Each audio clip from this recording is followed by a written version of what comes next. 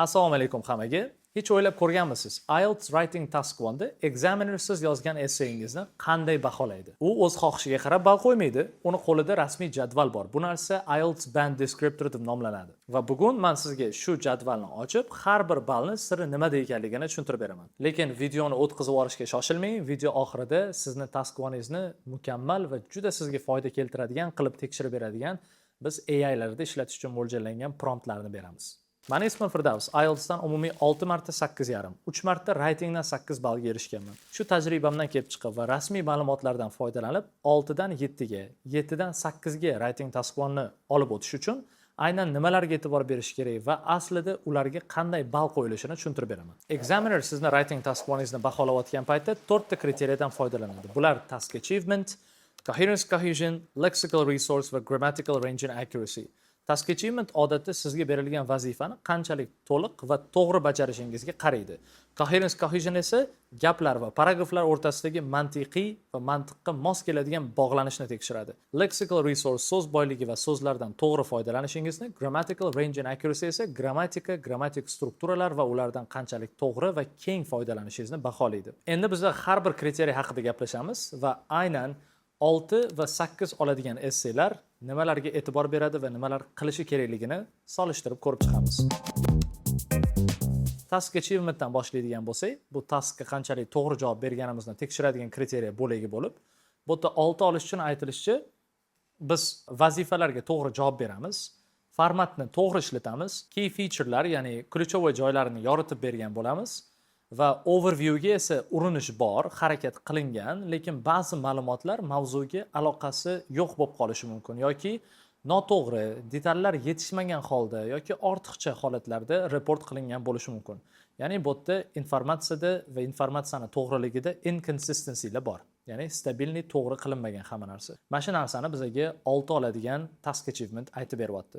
8 oladigan task achievementga qarasak, barcha talablar o'rinli va yetarli yoritilgan bo'ladi.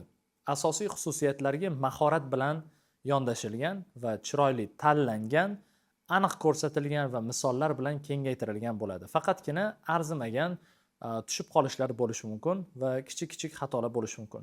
Xo'p, farqi endi nimada umumiy deb qarasanglar, band 6 da overview shunchaki bor. Yozilganmi? Yozilgan. Band 8 da 8 da esa ma'lumot mahorat bilan tanlangan va aniq yoritilgan bo'ladi. Ya'ni trendlar, misol uchun yillari bor bo'lgan essaylarda asosiy trendlar gapirilgan. Mixed essay, maplar yoki process essaylarda esa eng muhim joylari ajratib olingan va muhim narsalar ko'rsatilgan bo'lar ekan. Mana shu task achievementni 6 va 8 dagi asosiy farqlari. Endigi gaplashadigan kriteriyamiz bu coherence cohesion, ya'ni mantiq va bog'lanishni tekshiradigan kriteriya. Band 6 oladigan essaylarda odatda umumiy tartib aniq bo'ladi. Cohesive device'lar ba'zan noto'g'ri, ortiqcha yoki tushirib qoldirilgan bo'lishi mumkin. Reference va substitution noaniq bo'lib qolgani uchun ham takrorlanishga yoki xatoga olib keladi. Ya'ni so'zlardan umumiy qaraganda bitta so'z bilan boshqa so'zni nazarda tutib gapiradigan referenslarimiz noaniq ishlatilishi mumkin. Lekin band 8 ga qarasak, osongina tushunib olishimiz mumkinki, matnni oson kuzatish mumkin, o'rganish mumkin, tushunish mumkin. G'oyalar mantiqiy ketma-ketlikda joylashtirilgan bo'ladi. Paragraflarda esa to'g'ri bo'lingan bo'ladi, faqatgina ba'zan kichik nuqsonlar bo'lishi mumkin. O'zi 8 oladigan essaylar nima desam ekan? 9 ga yetadigan darajada ideal bo'lmay qolganligi uchun odatda 8 oladi. Shu uchun ham 8 o'zi near perfect essay hisoblanadi. Ya'ni mukammal bo'lishga juda yaqin essay o'zi. Asosiy farq nimada desanglar, band 6 da 6 oladigan essaylarda bog'lanish sun'iy va mexanik bog'lanib qoladi. Ya'ni yodlangan materiallar to'g'ri keladimi, to'g'ri kelmaydimi ishlatib ketaveradi. Band 8 da esa band 8 ga erish uchun esa silliq va deyarli sezilmaydigan darajada tabiiy narsalar ishlatish kerak. Keyingi gaplashadigan kriteriyamiz bu lexical resource, so'z boyligi. So'z boyligini ishlatishga kelganda band 6 oladigan essaylarda so'z boyligi yetarli bo'ladi. Ma'no asosan aniq bo'ladi-yu, lekin so'z tanlash ancha cheklanib qolgan bo'ladi. So'zlarni noaniq tanlab qo'yishadi. Ba'zi imlo va so'z yasash xatolari bo'ladi. Lekin ma'noga unchalik xalaqit bermaydi. Ma'noni tushunsa bo'ladi qiynalmasdan. Ko'pchilik o'ylaydi, ma'nosi tushunarli bo'lsa, ha bo'ldi-yu, demak yaxshi bo'lsa kerak. Ma'no tushunarli bo'lishi bu juda kichkina bandlardan boshlanadi. Masalan, band 5 ni olsangiz ham, u ham tushunarli-da. band 4 ni ham masalan amallasa tushunsa bo'ladi.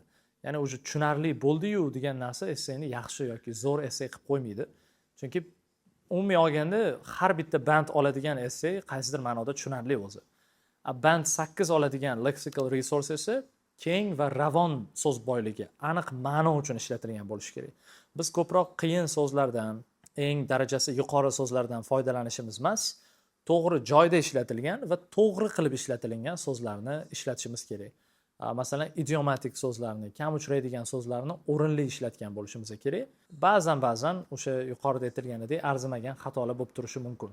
Asosiy farq esa band 6 bu yetarli, lekin noaniq ishlatilgan so'zlar, band 8 esa aniq va yaxshi skill bilan ishlatilgan so'zlar bo'ladi.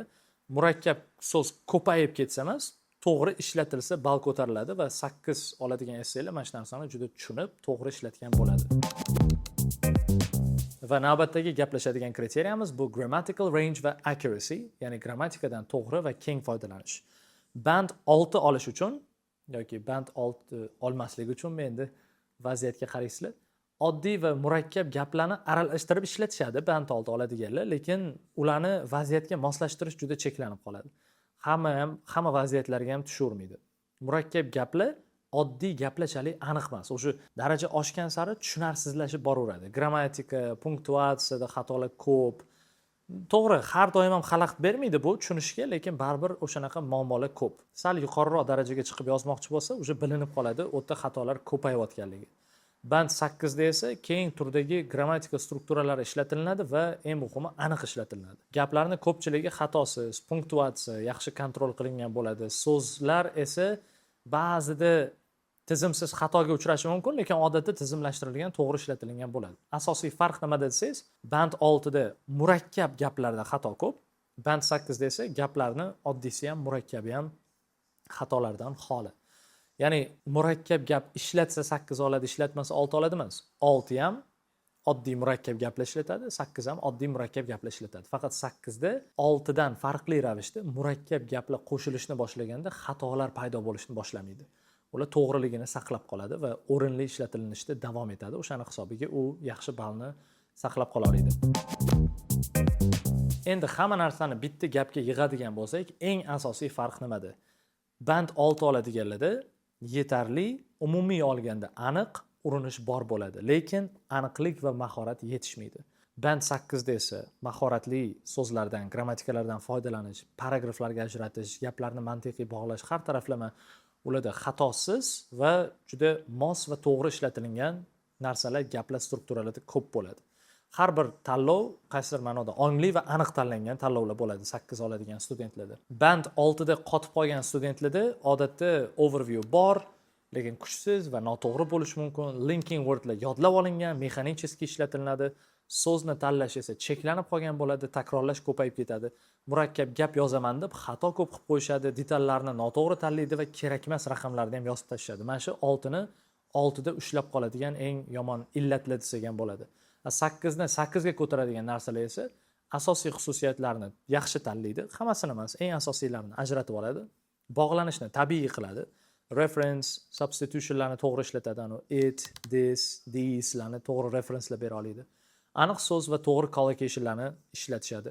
Murakkab gaplarni xatosiz yozishadi va yozib bo'lgandan keyin ham har bir mezonni descriptionga solishtirgan paytida ular so'ralayotgan narsalarga to'liq to'g'ri keladi. Bu videoni ko'rish davomida siz o'zingizga o'zingiz ko'p gaplar aytgan bo'lsangiz kerak. Bu xatolarni aynan essay yozayotgan paytim qilayotganimni sezmayman yoki bu aytilgan narsa juda ham umumiy ma'lumot bo'ldi. Buni aniq essayda praktichniy ko'rish juda qiyin yoki bu gaplarni oldin ham eshitganman, bu narsani farqini o'zim ham ko'rib ola olmayman, o'zim ham tushunib ola olmayman. Lekin imенно biz aytayotgan so'zlarni to'g'ri ishlatish, murakkab gaplarni xatosiz yozish yoki reference substitutionlar bilan to'g'ri ishlash, so'z tanlashni cheklanganligini olib tashlash, linking wordlarni mexanik qilmaslik, to'g'ri ma'lumot tanlash, ulardan to'g'ri foydalanish kabi gaplarni shunchaki ko'r-ko'rona eshitib, aniq praktichniy yordam olmayapman deb o'ylashingiz mumkin.